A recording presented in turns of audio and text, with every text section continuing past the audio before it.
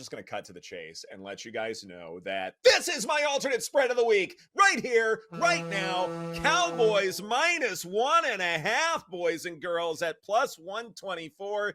Let's go. Okay, I've got a question for you guys as far as how this is going to play out here. So we know that the Cowboys play a lot of man coverage, right? Like they do it at a really, really high rate. And you would think that this would mean, Joe, as you're saying, Josh Allen to Stephon Diggs.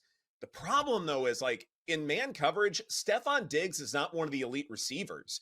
You're thinking Tyreek Hill in that department. You might be thinking CeeDee Lamb and A.J. Brown. These are the great man coverage receivers. It's not Stephon Diggs. Like he's kind of down on the list as far as that's concerned.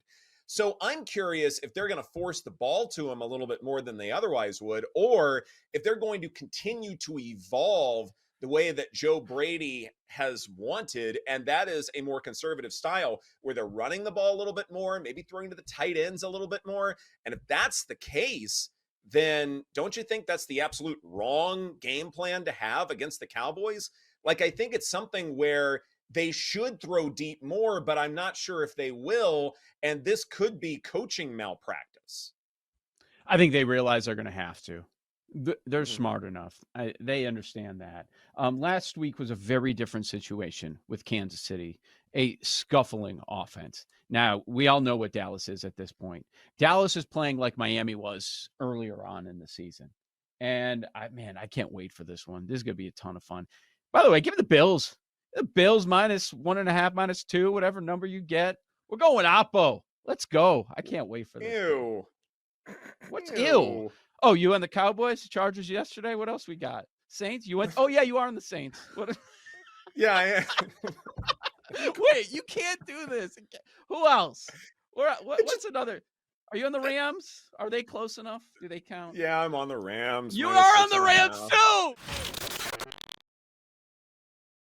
It looks like it has all the makings of a reality check with Zach Wilson, right? Like people were going way too far. I know he ended up throwing for 300 yards, but that game was just out of control with everything going on. And then Stroud gets injured. Texans missing so many guys on offense. Zach Wilson had his best game of the year by far, and it's not close. So haven't we seen enough of Zach Wilson to think that he's not going to back it up? But the number comes into play. It's an 8.5. And what do you trust right now in Miami on a short week? It was off a terrible loss, so you do expect them to bounce back. But will they? Are you going to have Tyreek out there? He returned in the game, so common sense would say yes. I don't know. What they're saying he's probably questionable. They've only been doing walkthroughs so far this week, so I wonder. Now Achane has a couple of injuries he's dealing with, not only the rib, but now it's a toe. So I don't know if he's going to be out there. Their offensive line, they might have one or two starters out there, it looks like. We know they've got their center out for the year. Armstead's been dealing with stuff. Eichenberg, Hunt. None of these guys are practicing this week. And I guess we'll get some word today on what's happening with the Dolphins. Here's another game where, it's a teasable number. It's a low total. So you would think, you just take Miami from 8.5 down to 2.5. I don't know. We saw that offense, how it looked without Tyreek. If he's not 100%, I'm going to have a lot of questions. So I'm finding reasons to fade both sides in this matchup. On this spread with this matchup of the teams, and the way the Browns have been playing was, I'm going to take Cleveland as a short favorite at home, where their defense plays so much better. It is night and day. But this injury report has happened. It's been all bad news for Cleveland. Like, you look at the offensive line that's going to be protecting Flacco. Who's left? The right tackle is out for the season. They got confirmation that the left tackle's out for the year. Their center has not been practicing this week. On the defensive side, it looks like they're going to be missing both of their starting safeties. This could be a problem. And the Bears defense is actually getting pressure on quarterbacks now ever since they added Sweat. So against an offensive line that's going to be built with backups, if I'm playing this game, I would only consider Bears. With all of the injuries on both sides of the ball for Cleveland, it's going to be too much. And, the running backs are beat up too. And Cleveland wants to run the ball, and the Bears have a pretty solid run defense. So a lot of this is going to be on Flacco. Can he do it again?